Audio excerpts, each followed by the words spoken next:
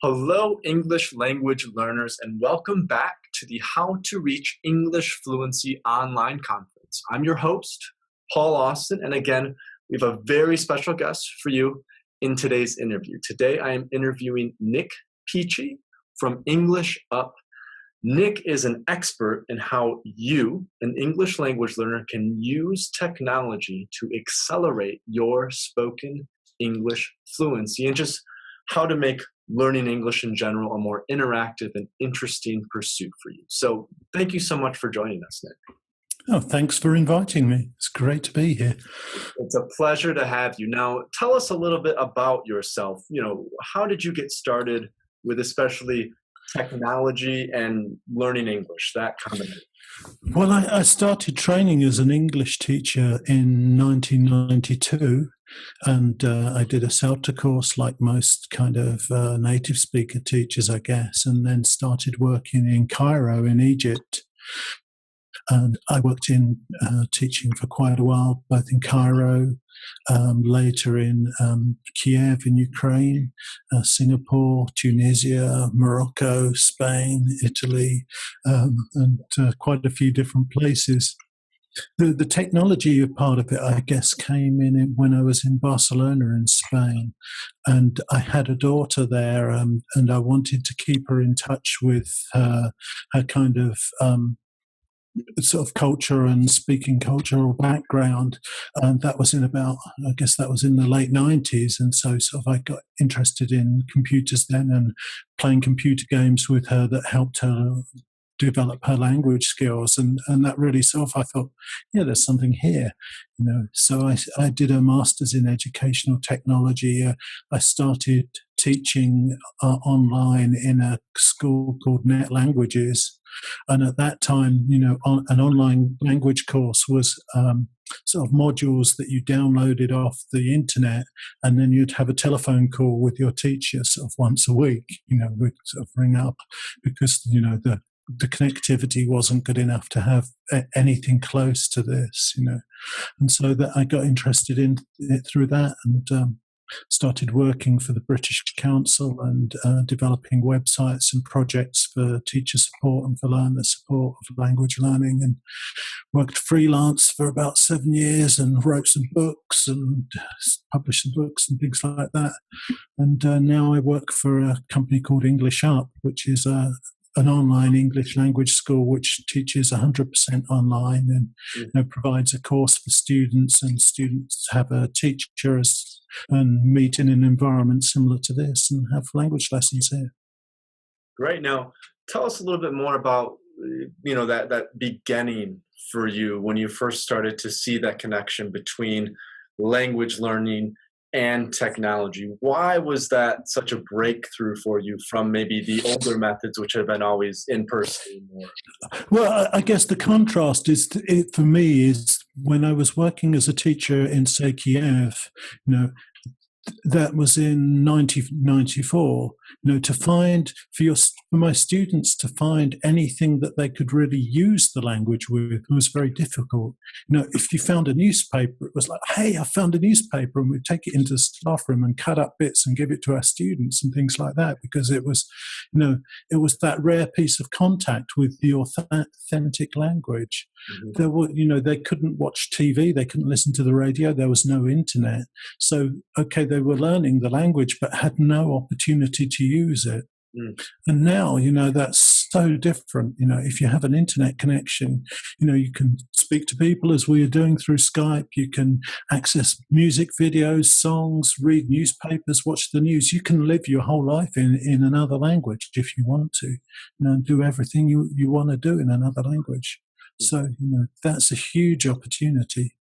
And so how is that changing the way that people learn language?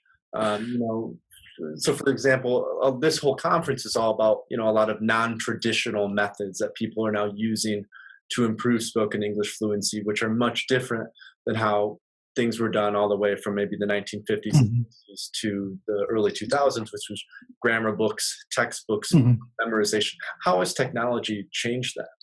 I think it's changing it because, it's really empowering the autonomous learner. if you want to get out there and learn a language now and interact in that language, you can do that.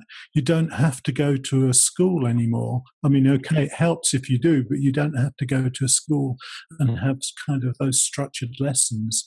You can actually, if there's something that you're interested in, you can actually sort of get involved with that online. I mean, I know there's lots of examples of people who like to play online games, like World of Warcraft, and, they've learned English through playing World of Warcraft. I don't know how modern the English is, or whether it's limited to talking about wizards and swords. But just having that contact with something real that they can do that becomes part of their lives, that's sort of enabled them to learn, and they probably haven't gone out and sort of had formal grammar lessons. They've kind of learnt the language through using the language. Mm-hmm. I mean, I study Spanish myself because my wife's Venezuelan, and so I use things like I listen to loads of songs and music and try and complete the lyrics of the songs and things like that. There's a very good site called Lyrics Training where you can listen to songs and it makes it into an activity, and you can sort of type in the missing words and things like that. Or I try and read the New York Times, but in Spanish, and I've got a little app that sort of helps me, translate the words that I don't know and things like that. So, I don't have a teacher, but I'm still learning all the time. I mean, on my mobile, I've got loads of different mobile apps that sort of help me with bits of vocabulary and sort of quick activities and things like that. And so would you say then that a lot of the learning, because of the internet now, has changed from being teacher-driven to being more autonomous, meaning that the student can determine what they want to do and how they want to study? Yeah, they can determine what they want to do, how they want to study, and when they want to study as well. Traditionally going to a physical school has been something you can do maybe once or twice a week. It's actually quite a big effort. You have to go there, have to sit down. You're in a group of students, maybe 20 if you're lucky, maybe more, trying to follow a lesson. Whereas now you can sort of create your own sort of learning environment. And, I mean, my app, I've just downloaded a new app to my mobile phone that gives me 5 minutes vocabulary practice every day, and it will remind me. Another app that does something else. You can actually sort of use your mobile phone to sort of record your speaking on and listen to it and evaluate yourself and things like that. And so loads of things how does that help then English learners become better English speakers? As a teacher, it used to be very, as a learner, when you're speaking, you don't really get the opportunity to sort of really listen to yourself or see yourself, when you're speaking, and see how well you communicate. You get some feedback from your teacher, maybe if you're lucky, who says, "Oh, well, you got this wrong," or "This was right." But now, if you have, for example, a mobile phone with a camera on, you can video yourself talking and actually watch yourself and listen and see what you can improve. You can get a video off of YouTube of someone talking and try to imitate that yourself and record yourself and compare them. So you're getting opportunities to speak and opportunities to sort of actually hear yourself speaking and evaluate and improve your speaking. I can remember years ago actually being in Thailand, going to a bar and seeing bands playing, and there would be a singer, and the singer would be playing loads of Western songs in English, and they sounded perfect. The pronunciation, everything was perfect. And then you go out and say, "Hey, great, I really enjoyed your set," and they didn't speak a word of English. The pronunciation was perfect. And if you can take that as a learner and sort of really listen to loads of songs and music and, all of the music videos that are available on YouTube now and try to imitate that, you can really sort of push your pronunciation a lot. And, that's a great way to sort of push your speaking skills and your listening skills. And this is something that I've spoken about with a lot of the other participants in this conference as well, that all these resources, these free resources that are now available online to English language learners, can make a huge impact in terms of, like you said, how they learn English, especially when it comes from more of a internally driven Yeah. rather than an externally forced. So like again, Yeah. instead of a teacher telling you what to do, you're looking at, okay, I want to improve this aspect or this aspect, and now I know what Mhm. resources I can go to make that happen. Yeah. And so much of the resources that are online are free as well. You don't have to pay for so much now. You know. Now, why do you think that is? Well, let me reframe that question. Has this breakthrough then in technology, this ability for students to go and pursue what they want and when they want and how they want, has that improved their chances at reaching a higher level of English rather than in the past when it's all been teachers are teaching you? Would you say which methodology is more effective, a teacher teaching you or you going out and pursuing the resources? I still think the best thing for you to do is have both, you know, to have your lesson with your teacher and but still sort of have these other things that can help keep your English alive and real things that you can do to sort of, you know, support your interests. You know, it's still good to have that teacher because, you know, one of the downsides of online learning is that, you know, because you can do it anytime, anywhere, you can always do it some other time and somewhere else, you know. So the tendency is to sort of put it off and just do it, you know, okay, I'll learn something tomorrow, but tomorrow never comes. Whereas if you have a teacher, you have some structure and somebody who will help discipline you and say, hey, you know, you should be doing your homework or you should be doing this. The other benefit that you do get from the teacher is that, you know, the teacher can tell you, actually, you're doing this wrong. You know, whereas you might not know that yourself, or you should try it like this, and that can save you some time and some embarrassment, I guess. And I think the other thing about technology, for example, with our school, because of the technology, we teach most of our lessons are one-to-one. So you're not part of a group. You're getting sort of one-to-one attention with just one teacher helping you with your problems, and that kind of, you know, that kind of support is you know, really, really useful, I think. Rather than being in a classroom with 20 other people and the teacher can't really hear you, you know, you're getting sort of one-to-one time and sort of concentrated effort, and that can really help you improve. And then and this is English Up that you're talking about, this one-on-one Yeah. online. So then does English Up also have what we were just talking about? They obviously have the lessons. Do they also develop then these resources or things that you can do at home that help you pursue things of your interests? Yeah, we sort of structure our offering in a number of ways. So we've got the classes that run like this with a one-to-one teacher. There's also a kind of structured course that you can work through where there are interactive activities. You watch videos and, you know, you answer questions and get some feedback on it. But we also supply that kind of ad hoc learning. So we find things that are there on the internet and put them in a resource library for our students. And so they can go there and just sort of take one of those things out when they want to and find something useful they can do on the internet. We also use Facebook as well, just to sort of give kind of bite-sized pieces of learning and links to sort of useful things that students can do online. So, you know, if there's ever a moment when one of our students thinks I could be, you know, I'm sitting here waiting in a queue or I'm on the bus or something like that, I could be doing something, then there's an opportunity there to use that time.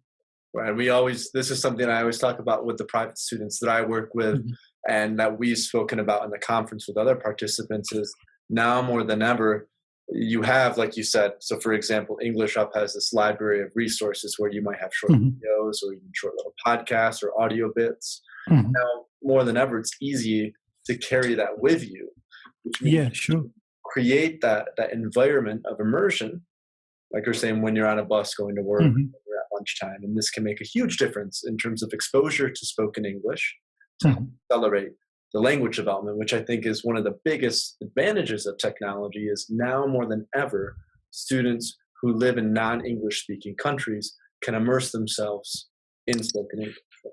Yeah, that's right. Yeah.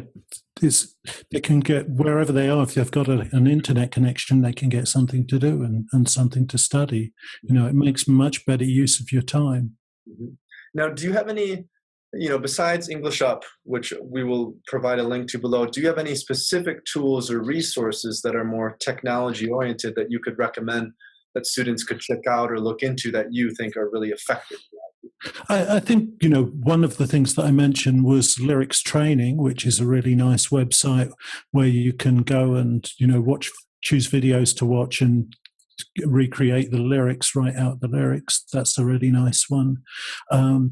There is another site called MailView, which you can use to send video emails to people, and so that's kind of a nice site to use. You record a short video clip of yourself talking, and you send it to someone, and so you can interact like that, which is kind of nice. MailView. It's called Mail. Yeah. MailView, mail as in email, and view as in VU. The verb, yeah. Okay. So that's quite a nice one. And, you know, just going to YouTube and finding sort of good videos to watch, things like that. There's a very nice site called Listen and Write as well, which has lots of audio clips on that you listen to them and you have to try and write down what you're hearing. Okay. And that can really... can really push your listening skills. Okay. Because if you want to be able to speak good English, you have to be able to hear good English first. You know, it starts with the ears and then moves to the mouth. I think this is something we spoke about, or I spoke about with AJ Hogue from Effortless English. She sometimes even recommends some students that they do a silent period. They won't speak English at all. Instead, they'll listen to English for an extended period amount of time to help them then eventually gain the confidence and understanding of what they will need to say when they start. Yeah, that's right. Yeah. That's kind of what I'm doing with Spanish. I've gone through a very long silent period of about 2 or 3 years, I think. More procrastination. No, just silent, really. Okay. Yeah, something like that. Yeah. Okay. Good. So sorry. Go ahead. I mean, the other thing is, I think that's wonderful now is sort of online dictionaries as well. You know, it used to be if you wanted to find the meaning of a word, you looked in the dictionary. You know, you got the definition, and then you got your little piece of phonemic script. And if you were knowledgeable enough to be able to read that, you might be able to work out what it sounded like. Whereas now, you know, most dictionaries or even free online ones have a button you can click, and you can hear the word and sort of practice your pronunciation with it. Things like that. Okay. So now I'm going to put a little bit of a difficult question to you. We'll see how we handle it and what you think. So say we have a student who maybe is at a B2 level or a B1 or a B2 level, and they want maybe within a year to reach a C1 or a C2 level. How can they now use a lot of the things that are available online with technology to try to make that goal happen, to try to make sure that maybe within a year they could go from B2, B1 to a C1 or C2 level? What would you say to that? I think what I'd do with the student is I'd find out first, you know, what is it that you love? What's your passion? What do you really like doing? You know, whether it's, you know, playing the guitar or music or playing video games, or you're interested in fishing, or, you know, you like airplanes, whatever it is, you know, take that and channel it through English.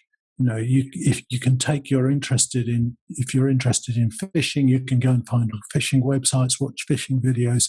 So you take what you love and you love it through English, you know, and I think that's what's great about the internet now. You know, whatever it is you love, you can enjoy it through English. You can find something there, you know, to sort of pursue your real hobbies and just keep doing it as often as possible. You know, it's better to do a little bit every day than, you know, have 3 hours at the weekend or something like that. You know, you have to be kind of disciplined in that way, I think. And are there any technology things related to either language learning or just related to commitment in general that you can recommend for students to help maybe keep them consistently studying or commit to some sort of study habit?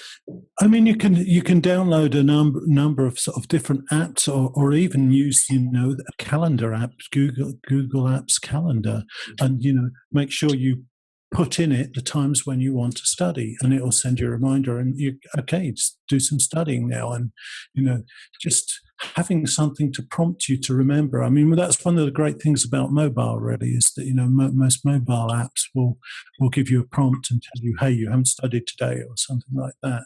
But it's that regular prompting. And I don't think it's a matter of one app or one website or one technology. It's, it's good to do lots of different little things from different places, and, things that don't take you too long, that you can do anytime and anywhere. But, maybe just having that calendar to sort of prompt you and help you organize your time. You usually know what you're going to be doing through the week. So decide at the beginning of the week, these are the times that I'm going to study. I'm going to study after lunch on Wednesday. I'm going to study in the evening on Thursday. Tuesday morning, I have some time. Set your calendar up, tell it to prompt you, and make sure you do it. And then when they've set aside this time to study, I always tell students, don't be too much in a rush. So don't try to accelerate too fast, or don't try to accelerate too quick, because a lot of students will come to me and they'll be like, I want to be a fluent English speaker in 3 months. I tell them, yeah, that's, I think, the key thing is to enjoy it. What you do best is what you enjoy. If you don't enjoy it, it's not going to happen. It just doesn't happen. If you get to that point where it's not enjoyable, then stop. Have a break. Mm-hmm. Don't bore yourself, because if you're not really focused and engaged with what you're doing, you're probably wasting your time anyway. There used to be this theory. Well, this theory is still about that. It's called have you heard of the 10,000 hours theory? Yeah, Malcolm Gladwell, I think, made that pretty popular. And, The mastery of anything involved spending 10,000 hours.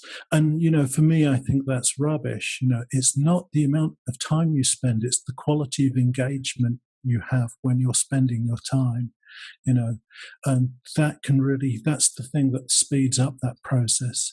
You need to be engaged. You need to have your mind involved in what you're doing, and to be enjoying it, and to be curious about it. If you're just kind of sitting there going through the process, it doesn't help. A good example of this is that I used to study the guitar, and I was into, at the time, put in as many hours as you can. So I'd have my metronome going, and I'd be doing my scales, but I'd be listening to the radio at the same time, because I was so bored with doing these scales, and I just never got any better. You can actually make a lot more progress, in a smaller amount of time, with short bursts, when you're really sort of concentrated and involved in and engaged in what you do. And so how might students find those slots of time? I mean, for me, as a personal example, I use a similar philosophy for writing. When I know, okay, I can do really good writing at this point in time, maybe it's the morning, the afternoon, maybe at night.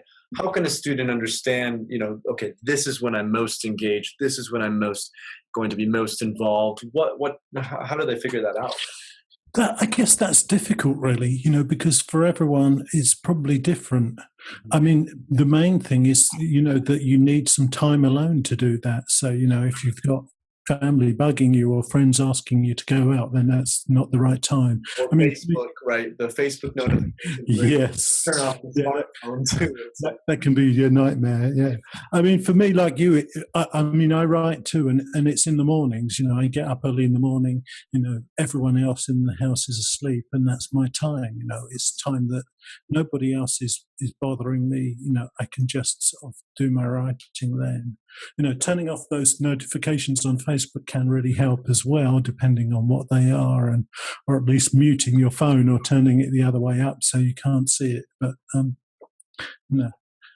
I think it sort of still involves a bit of discipline, but sort of think about the time, and finding somewhere you can be on your own to do this. Yeah, so knowing when maybe that's early morning before, if you're an adult and you have kids, before the kids are awake, or maybe later at night after they go to bed, or there are always times when it helps to have quiet, and even if it's only 10 or 15 minutes each day, to be able to then be fully engaged in that time and be committed to, like you said, studying fun resources, whether it's YouTube or, like you said, the Lyric website or the The other thing is to, fit it into your life in terms of, what are the boring parts of your life? If there's, like, for example, if you have to sit on a bus for an hour in the morning to go to work, then, that's the time to take your headphones along, have something on your mobile phone and sort of listen to it or watch it or read it or something like that. Mm-hmm. I have to commute into London and back every day, and I've really used that train, that train trip really usefully to sort of work on some stuff. So that's something that you can do if you have to do that. Always look for ways to add a little bit of extra English to your life, I think. So that's right. Yeah, finding ways to integrate it. Yeah, what we're doing every day. Now, let's get back to the technology aspect of things a little bit, and just some maybe more specifics. So we talked about YouTube, and what type of, are there any mobile apps that you know of off the top of your head that are really effective for helping students with English language learning, or anything else related to that?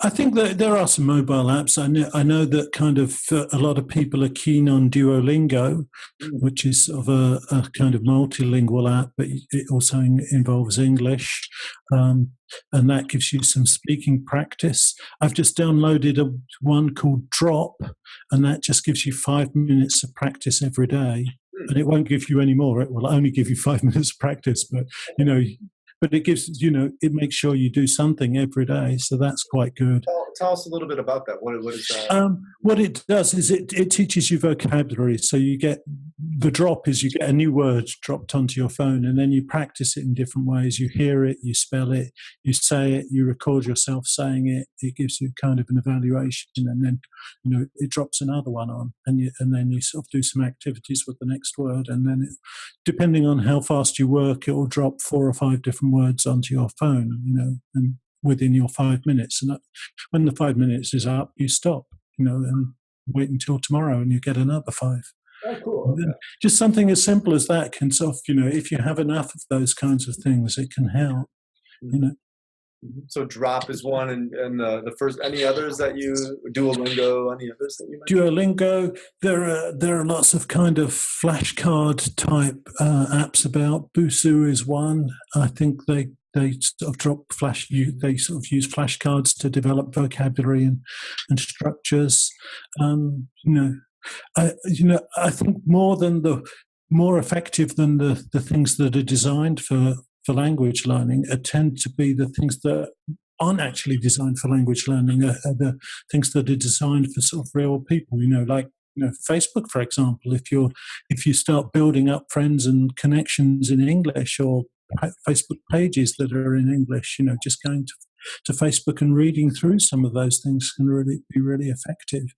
And I think that's a great point, because with another participant in this conference, Ludovic from Go Speaky, that's what they're doing really with their social media site, which is basically creating a language learning platform for social media. So like, for example, say you live in Japan and you want to speak to someone in America, or you want to learn English, so you just add a bunch of people who are in America, so eventually your whole newsfeed turns into English. Photos from America, videos from America.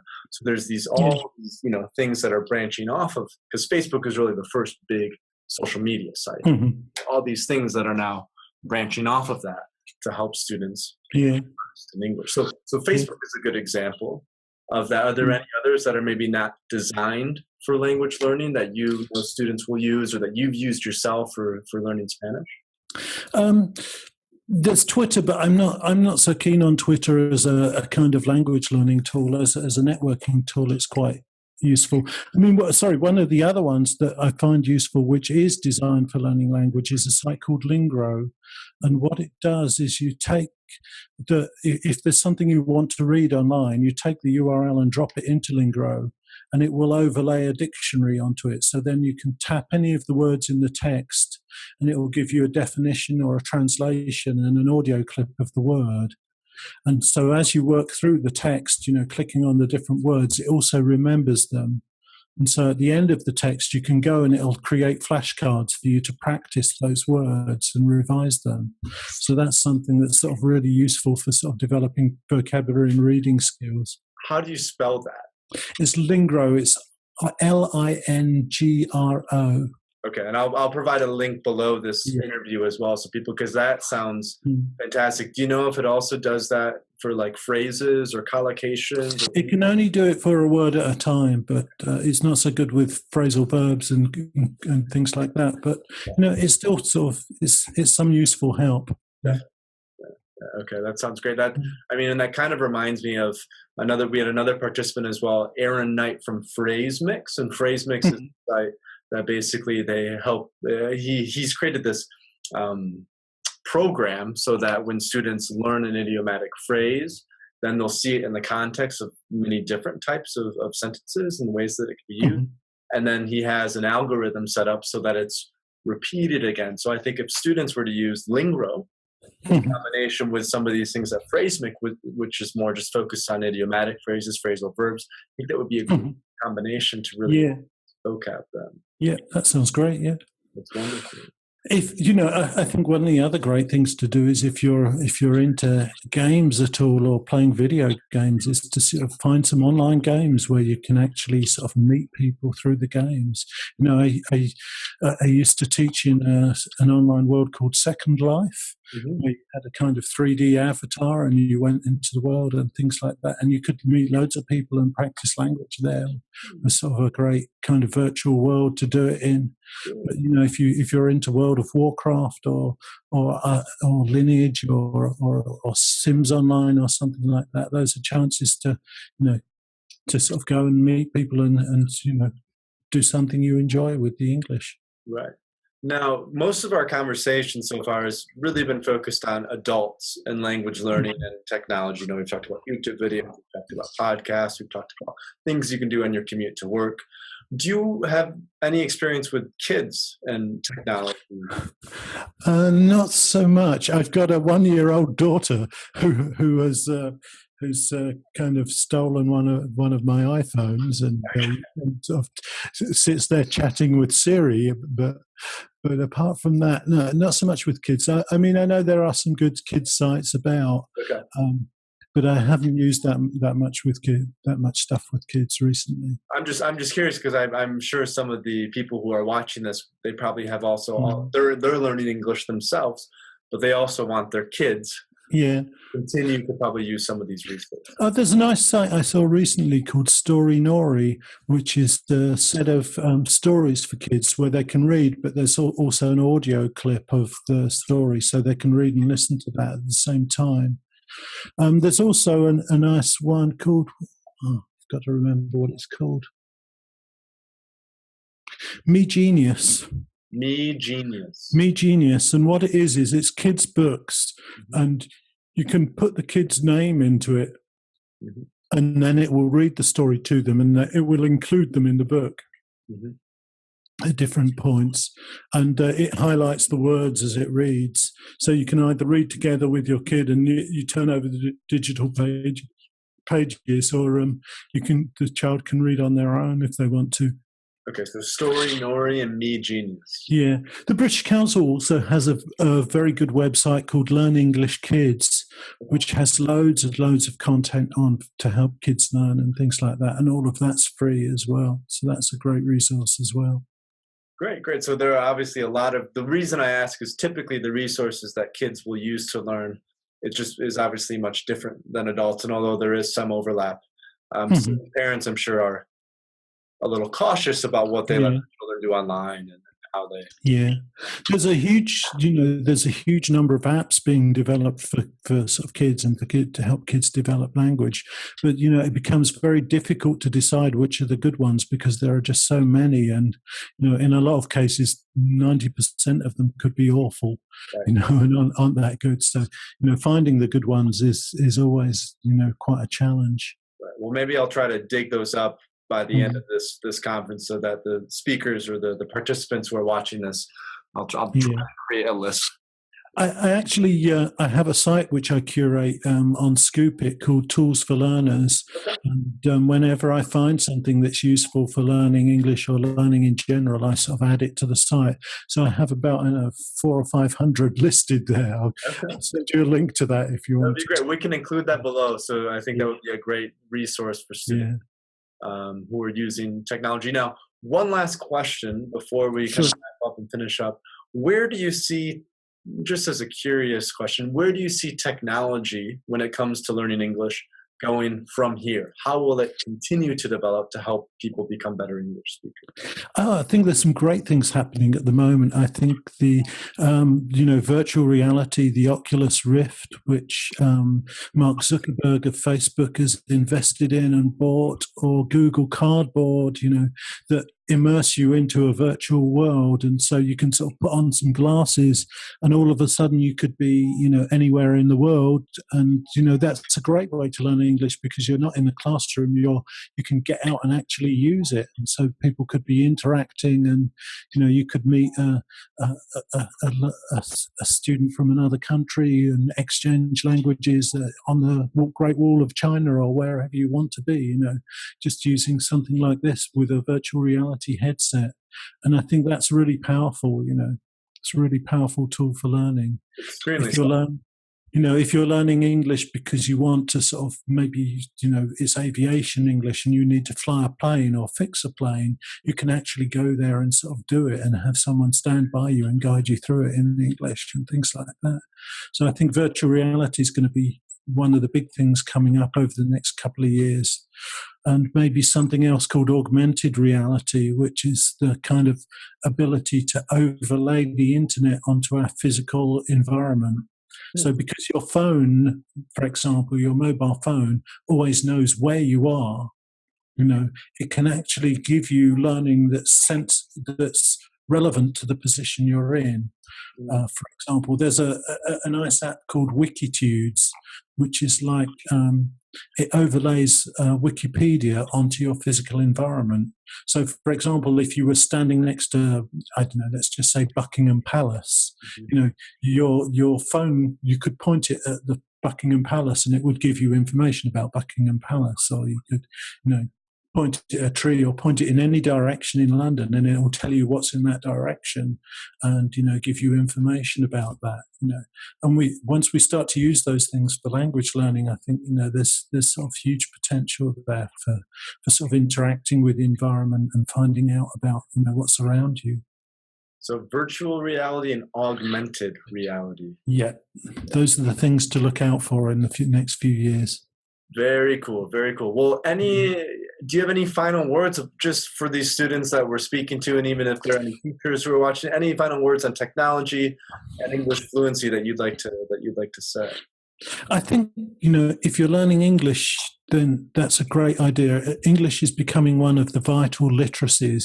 In order to be literate nowadays, you need to have your first language, you need to understand maths, you need to understand English, and the next one is that you need to understand computers, to be fully literate nowadays in the 21st century. Combining English with those computers is a great way to really sort of push those two literacies and make them work together. And that's what's going to give you the best possible future that you can have as, within your society and empower you. English and computers can help you reach the world and can give you some power and control over your life. If you don't have those things, then, other people can control your life, and that's not what you're going to want. Right. You want to, a lot of these people who are watching this, they're ambitious, they're motivated, they're focused, they're career dedicated, and I think you're right. And I want to clarify, by computers, you don't mean programming, you just mean being able to just being digitally literate, not programming, although programming is great, and if you can code and create something, that's great, but being able to sort of use the internet properly, evaluate content that you find on the internet and decide whether it's true, learn search engines properly, create a blog and sort of post information on it. This kind of citizen journalism, is really important. Those are things that can really help you. Great. Well, thank you so much for taking your time out with us today, Nick, and being a guest at the conference. We learned a lot from you about technology. Always nice to talk about technology. It is. We were joking earlier that it's more unusual for someone of your stature because you still remember the first time you went on the internet and the first email you sent, which I think even speaks more to your dedication and your understanding of the Yeah. Yeah, sometimes I think I'm getting a bit too old for this. I shouldn't really be doing it. But I still find it really interesting, and there are great things happening and sort of great things coming in the future. So why not? Exciting to be a part of, and like you said, you're having fun with it, which is what matters most. Yeah. So thank you again so much for having us. Thank you. Pleasure. Pleasure to meet you. Okay. Bye bye.